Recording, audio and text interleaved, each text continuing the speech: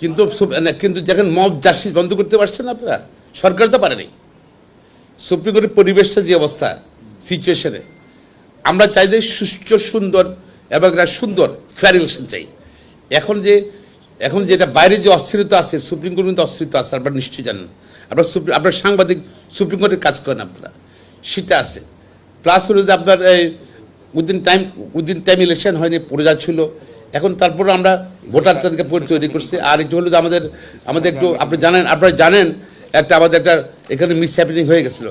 আগের কমিটি যিনি 10জন ছিলেন তারা জোর করে ভোট চুরি করে জিতেছেন, তারা কিন্তু 5 আগস্ট সব পালিয়ে গেছে, সেক্রেটারি সহ পালিয়ে গেছে। আবার 10জন একটা রিগুলেশন মিটিং করে 10জনকে তারা আসছে। এখন আবার 10জনের মধ্যে আবার সেক্রেটারি যিনি আসছেন তিনি আবার দায়িত্ব নিচ্ছেন না।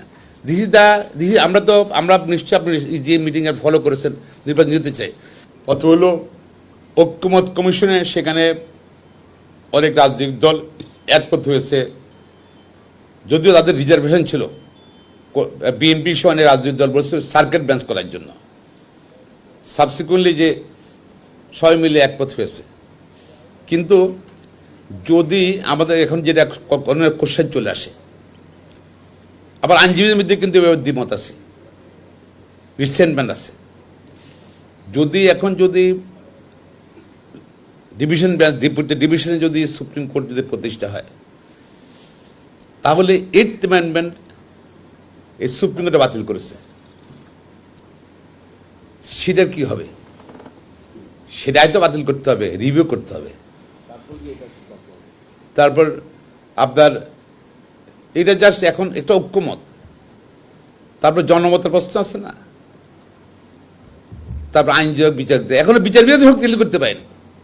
দেখেন আমাদের সুপ্রিম কোর্ট, আপনি যদি সার্কিট বেঞ্চের ব্যাপারে আমরা তো অনেক দাবি, আমরা অনেক আগে থেকে বলছিলাম সার্কিট বেঞ্চ দাবি ছিল।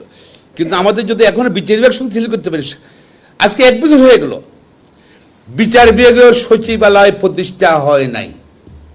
1 বছর হয়ে গেল। জনগণের দাবি, মানুষের দাবি, শাসন বিভাগ বিচার বিভাগ থেকে সম্পূর্ণ পৃথক করতে হবে, আলাদা করতে হবে। অর্থাৎ আইন মন্ত্রণালয়ের নিয়ন্ত্রণ মুক্ত করতে হবে বিচার বিভাগকে। কার্যকর তো হয়নি এখনো। কেন হচ্ছে না বলেন তো? আমরা জানছি না, সবকিছু ঘোরাটা অস্পষ্ট। আপনি যদি শক্তিশালী বিচার ব্যবস্থা না করেন, আপনি সচিবালয় না করেন, আপনি কীভাবে নিয়ন্ত্রণ করবেন ডিভিশন হেডকোয়ার্টারের মধ্যে সুপ্রিম কোর্ট? ডিসিপ্লিন কীভাবে নিয়ন্ত্রণ করবেন আপনি? তাহলে তো ওইভাবেই চলে যায়। যে সিস্টেমে এখন চলছে, এক্সিকিউটিভরা মানে আগে চলছে যে এক্সিকিউটিভরা কন্ট্রোল করে কে জামিন পাবে না, কে রায় কী হবে না হবে। তাহলে পরবর্তী এইটা যদি আমরা শক্তিশালী না করি, সুপ্রিম কোর্ট সচিবালয় প্রতিষ্ঠা না করি, আবুল রশিদের কাছে যদি বিচার ব্যবস্থা পুরোপুরি সমর্পণ না করি, তাহলে কি হলো, আমাদের সুপ্রিম কোর্টের যে বিচারকরা এখানে কাজ করবে, হাইকোর্টে কাজ করবে, ওখানে কিন্তু কলুষিত হওয়ার সম্ভাবনা আছে। তো প্রথম শর্ত হলে যে সুপ্রিম কোর্টে শক্তিশালী করতে হবে, সচিবালয় স্থাপন করতে হবে। এবং আপনার এখান থেকে যেসব সমস্যাগুলো আছে, দুর্নীতির কথা আছে, স্বজনপ্রীতির কথা আছে, বিচারক নিয়োগের যেটা নীতিমালা এখনো কার্যকর হয়নি। এখনো সেই বিচারকের নীতিমালা সেখানে ডিসক্রিমিনেটরি, এটা যদিও বৈষম্যবিরোধী সরকার, কিন্তু এই আইনের মধ্যে এখনো বৈষম্য আছে, কারণ আইনজীবীদের কোনো প্রতিনিধি রাখে নাই। তো তারা এখানে মধ্যে আইনজীবীরা কত প্র্যাকটিস করছে, তারা এখানে প্র্যাকটিস করে নাকি এনরোলমেন্ট করে সৌদি আরবে লেবারি করতে চলে গেছে, 11-12 বছর পরে এসে বলছে আমার 10 বছর প্র্যাকটিস হয়ে গেছে, আমি এখন লবিং করে বিচারপতি হব নাকি? হ্যাঁ, কীভাবে বুঝবে এটা? যদি আইনজীবী সমিতিকে যদি ইনভলভ না করে, আইনজীবী রিপোর্ট দিতে পারে, yes we have a record, আমাদের যিনি বিচারক হতে চান আপনার কোয়ারি করবেন, ইনি এত মামলা করেছে, এত রেকর্ড আছে, এত মামলা, আমাদের রেকর্ড এখানে সিস্টেম বের করে দিতে পারবো, আমরা ওকালতে বের করে দিতে পারবো, আমরা কোর্টে দেখতেছি এটা। এখন দেখা যাচ্ছে এখন সেই জায়গায় রয়ে গেলো।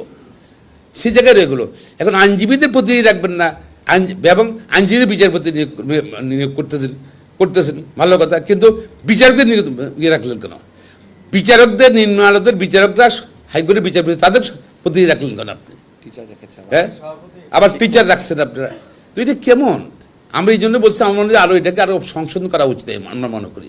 তবে সংশোধন করা উচিত আমরা মনে করি যে আমাদের কিন্তু সুপ্রিম কোর্টের বিচারের শর্ট, মামলা জট হয়ে গেছে কিন্তু, এবং কোনো মামলা ফাইল করে 2 সপ্তাহ 3 সপ্তাহ সিএল কোর্টে আসে না, সিএল আসে না, 3 সপ্তাহ সিএল আসে না। মানুষ কিন্তু বিরোধ ধারণার সৃষ্টি হচ্ছে সুপ্রিম কোর্টে, যেহেতু 3 সপ্তাহ আসছে, তার প্রিয়জন জেলে আছে, হয়তো কেউ অন্যায়ভাবে জেলে আছে, সে তখন অবৈধভাবে চিন্তা করে প্রভাব বিস্তার করে কোনোভাবে বেঞ্চে বা কোথাও মানুষ সিরিয়ালে আনা যায় কিনা। এতে কিন্তু দুর্নীতি ইনভাইট করছি আমরা, কিন্তু যদি বিচারক স্বল্পতার কারণে। তো আমরা যদি এনাফ বিচারপতি থাকলে কিন্তু এটা হতো না। এখন অনেক বিচারপতির বেঞ্চ নেই, তাদের যদি কি ব্যবস্থা গ্রহণ করা হয়েছে সেটা আমরা জানি না। যাদেরকে আপনারা ইনকোয়ারি করে পাবেন তাদেরকে আপনারা ব্যবস্থা গ্রহণ করেন। বাট আমাদের এখানে বিচারপতি দরকার, বেঞ্চ দরকার, এবং বেঞ্চ দরকার, এবং আমাদের এখানের মধ্যে এবং ন্যায় বিচারপতির দ্রুত বিচার দরকার। দ্রুত বিচার মানে চায়, এবার যত বেশি মামলা ঝুলে থাকবে, যত বেশি সময় নেবে, তত এখানে দুর্নীতির বা দুর্নীতি চাই। কিন্তু যখন মব জাস্টিস বন্ধ করতে পারছেন আপনারা, সরকার তো পারেনি। সুপ্রিম কোর্টের পরিবেশটা যে অবস্থা, সিচুয়েশনে, আমরা চাই যে সুষ্ঠু, সুন্দর এবং একটা সুন্দর ফেয়ার ইলেকশন চাই। এখন যেটা বাইরে যে অস্থিরতা আছে, সুপ্রিম কোর্টের মধ্যে অস্থিরতা আছে, আপনারা নিশ্চয়ই জানেন। আপনার সাংবাদিক সুপ্রিম কোর্টে কাজ করেন আপনারা, সেটা আছে। প্লাস হলো যে আপনার উইদিন টাইম ইলেকশন হয়নি, পড়ে ছিল। এখন তারপর আমরা ভোটার তালিকা তৈরি করছি। আর একটু হলো যে আমাদের একটু আপনারা জানেন আমাদের একটা এখানে মিস হ্যাপেনিং হয়ে গেছিলো। আগের কমিটি যিনি 10 জন ছিলেন, তারা জোর করে ভোট চুরি করে জিতেছেন, তারা কিন্তু 5 আগস্ট সব পালিয়ে গেছে, সেক্রেটারি সহ পালিয়ে গেছে। আবার 10 জন একটা রিগুলেশন মিটিং করে 10 জনকে তারা আসছে। এখন আবার 10 জনের মধ্যে আবার সেক্রেটারি যিনি আসছেন, তিনি আবার দায়িত্ব নিচ্ছেন না। আমরা নিশ্চয়ই আপনি যে মিটিংয়ে ফলো করেছেন, নির্বাচন দিতে চাই। এখন এই election shall be declared by the secretary, এটাও জটিলতা আছে। এটা রিসেন্টলি কিছুটা সমাধান হলো, এখন প্রসেস, এবং আমাদের এই যে স্পেশাল মিটিং আবার এটা আপনারা নিশ্চয় পাবেন।